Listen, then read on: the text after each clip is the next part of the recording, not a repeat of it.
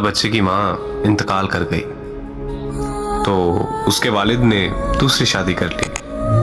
एक दिन बाप ने बेटे से पूछा, बेटा मुझे ये बताओ कि तुम्हारी नई वाली माँ अच्छी है या पुराने वाली? बेटे ने बड़ी मासूमियत से जवाब दिया कि पुरानी वाली। तो उसके वालिद ने अपने बेटे से वजह दरियाफ्त की कि तुम्हारी नई वाली माँ में और पुराने वाली माँ में क्या फर्क है? तो बेटे ने जवाब दिया कि मेरी नई वाली माँ सच्ची है और मेरी जो माँ गुजर गई वो झूठी थी। बाप ने पूछा, वो कैसे?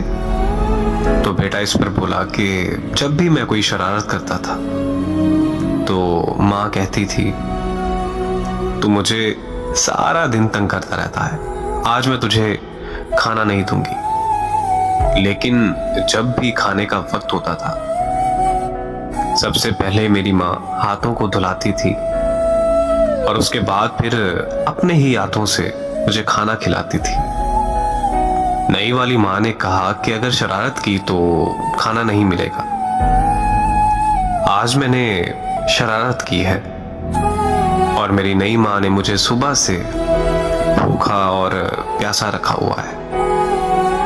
देखें यार, सगी माँ तो माँ होती है। हमें माँ की कदर का तब तक पता नहीं चलता जब तक वो हमसे दूर नहीं हो जाती।